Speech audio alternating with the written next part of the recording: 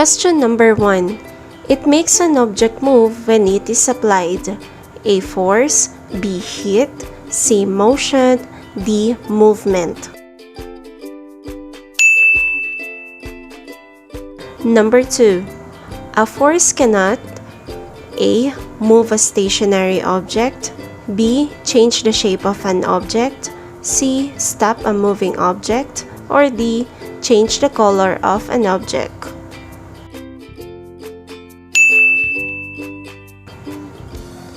Three. The speed of an object will increase if a blank amount of force is applied on it. A. No, B. Less, C. Greater, D. Same.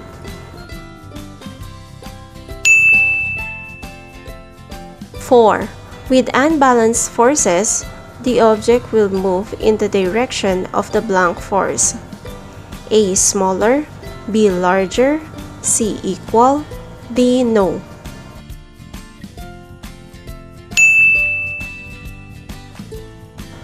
Five. A marble that is on the ground will move only when A. You look at it, B. It is left on its own, C. Bumped by another marble, D. Another marble passes beside it. Number 6. A toy car is pushed with great force. What happened with the toy? A. It will move slowly, B. It will move further, C. Nothing will happen, D. It will stop on moving.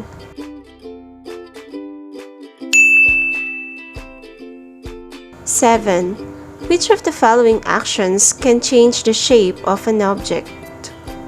A. Kicking the ball, B. Riding a bicycle, D. Kneading the dough, D. Hitting a shuttlecock. Question number 8. Which of the following situations shows an effect of force on an object? A. Car parked on a vacant lot, B. Smashed car after it hit a concrete wall, C. Clothes hanging on the clothesline, D. Formation of rainbows. Question number 9. Which of the following is not an effect of force on an object? A. A baker kneading dough, B. A boy jumping on a trampoline, C. A can being crushed by a truck, D. A girl waiting for the pail to be filled with water.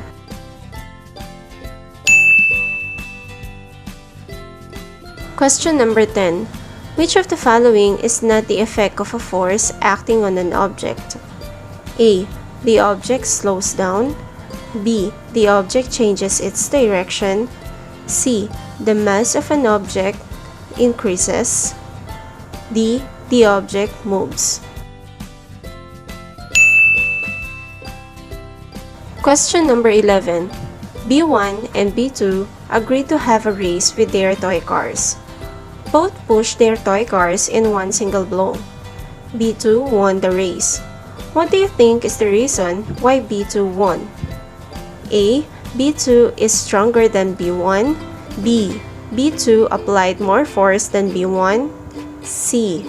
B1 has a smaller hand than B2, D. B1 got nervous while pushing the toy car.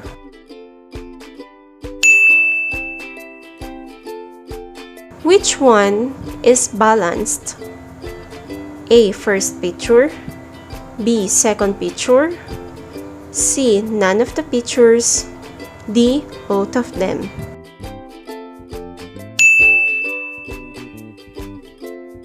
Question number 13. Which of the following shows the direction of the movement of the ball? A. To the right, B. To the left, C. Downward, or D. Going up.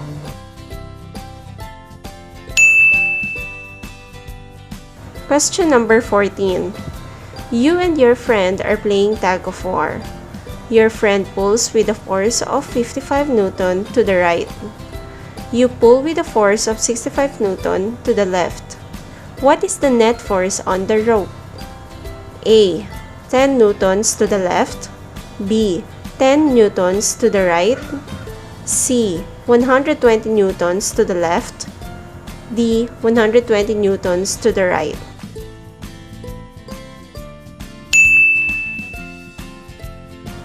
Question number 15. What is the net force? A. 5,000 Newton right, B. 5,000 Newton left, C. 4,000 Newton right, D. 4,000 Newton left. Question number 16. The object that holds things made of iron and steel is called A. Clamp, B. Force, C. Magnet, D. Push.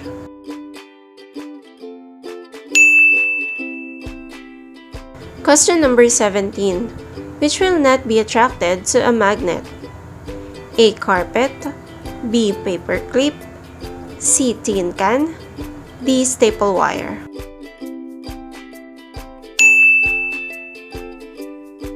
Question number 18. When like poles of two magnets meet, they blank each other.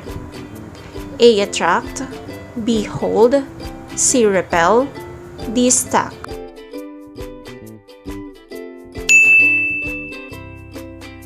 Question number 19. Which of these objects will not be attracted to a magnet?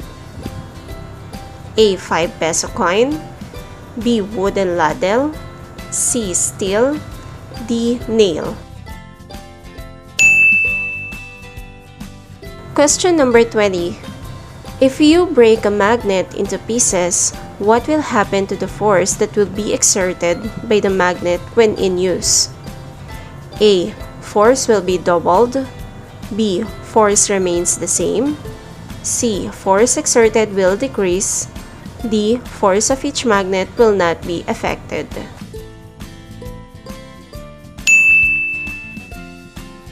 Number 21. What will happen if you place magnets like this? A. Repel, B. Attract, C. No effect, D. Pull together. 22.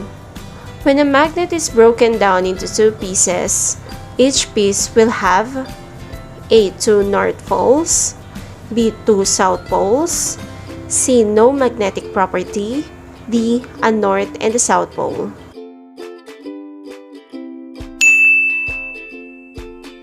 #23. The area of a magnet where there is a magnetic force is called A. Core, B. Magnetic field, C. North pole, D. South pole.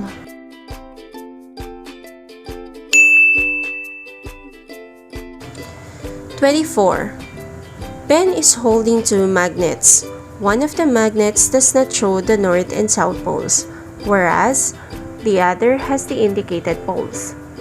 He wants to find out which is the north and the south pole of the magnet that has no indicated poles. What do you suggest that Ben do? A. Ask someone to determine it for Ben. B. Discard the magnets with unmarked poles. C. Read about how to determine the poles of a magnet. D. Use the marked poles of the magnet to attract or repel a pole of the unmarked magnet.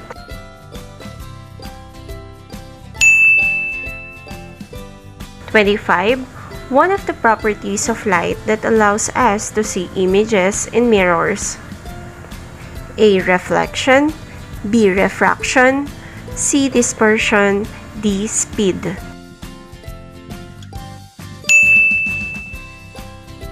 #26. It is considered to be the best reflector of light.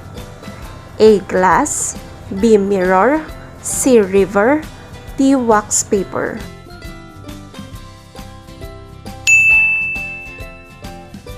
Number 27. How do we see an object? A. By the light it reflects, B. By the light it absorbs, C. By the light it refracts, D. By the light it disperses. Number 28. The bending of light when it travels from one transparent medium into another is called A. Absorption, B. Dispersion, C. Reflection, D. Refraction.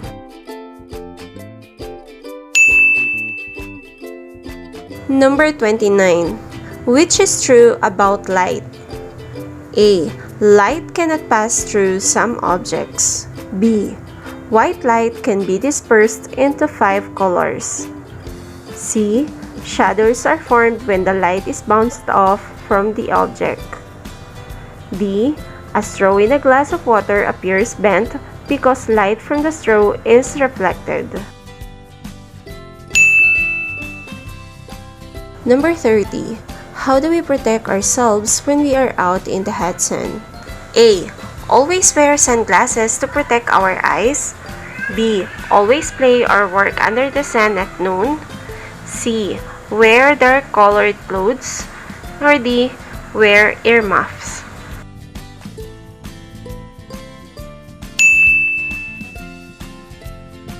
Which color reflects light the best? A. Black, B. Green, C. Orange, D. White.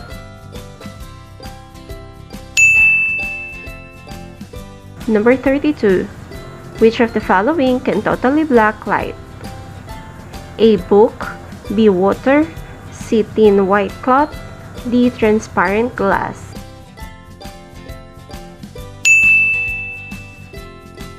Question number 33. Why does the leaf appear green? A. Most light wavelengths are transmitted while the green light wavelengths are absorbed. B. Most light wavelengths are reflected while the green light wavelengths are transmitted. C. Most light wavelengths are absorbed while the green light wavelengths are reflected. D. Most light wavelengths are reflected while the green light wavelengths are absorbed.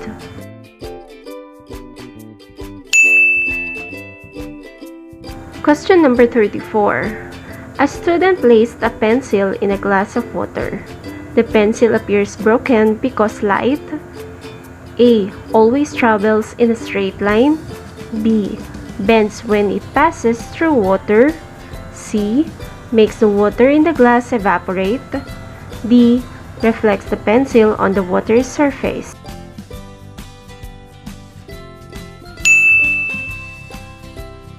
Question number 35. The vibration of objects produces A. Heat, B. Light, C. Reflection, D. Sound.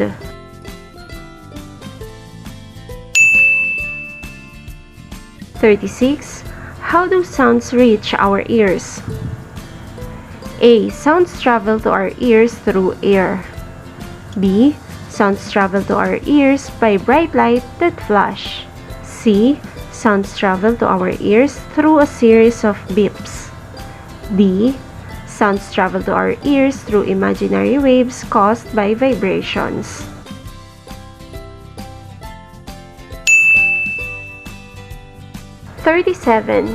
What happens to the loudness of the sound as one goes away from it? A. Fades abruptly. B. Remains the same. C. Increases gradually. D. Decreases gradually.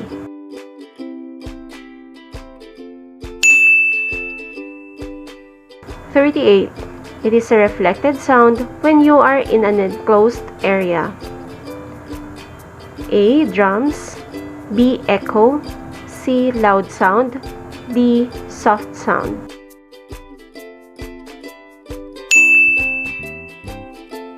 Number 39. Why do we not hear sound in outer space? A. It is so cold. B. There is no one out there. C. It is a vacuum or empty space.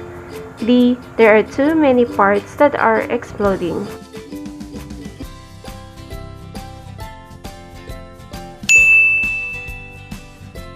Question number 40. What causes an echo? A. Sound waves completely disappear. B. Sound waves are reflected off an object. C. Sound waves are absorbed by an object. D. Sound waves are transmitted through an object.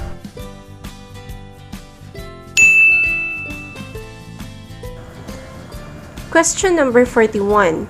Which of the following situations can you observe the Doppler effect? A. Listening to a radio music. B. Singing your favorite song. C. Listening to the siren of an ambulance passing by. D. Listening to the music from a car stereo while driving.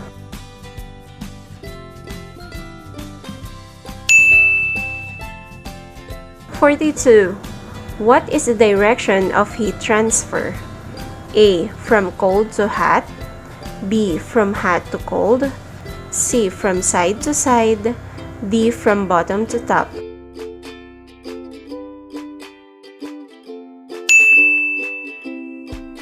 (43) Which is not a method of heat transfer?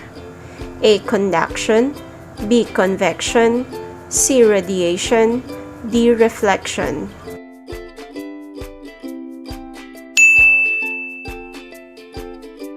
(44) The transfer of heat through solid materials. A. Conduction. B. Convection. C. Radiation. D. Evaporation.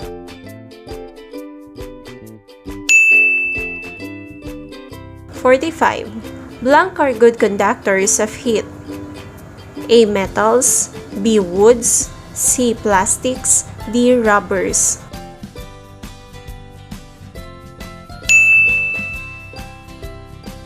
How does heat energy reach the earth from the sun? A. Conduction. B. Convection. C. Insulation. D. Radiation.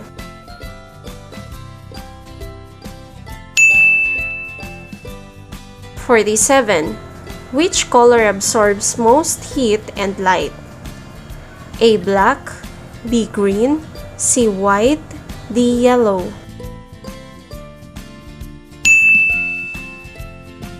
(48) How do we dry a wet cloth by conduction? A. Place it in the sun. B. Place it near a fire. C. Place it in a dark room. D. Place it on a hot kettle. (49) Which of the following is an example of heat conduction? A. Cool air sinking to the ground on cold night. B. The sun melting the ice formed on frosty lawn. C. A metal cup heating up when hot water is poured into it. D. An air vent from a furnace sending hot air into the house. Question number 50. JD is feeling very warm because he is playing outside on a hot summer day. Which of the following will you tell him to do? A. Do more activities. B. Drink plenty of water. C. Stay out in the sun longer. D. Wear dark-colored clothes.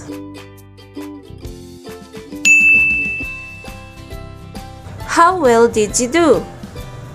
If you got 45 to 50 correct answers, great job! You know the lessons very well. If you got 35 to 44 correct answers, good job! There is still more to learn. But if you got a score between 0 and 34, review the questions again until you get better.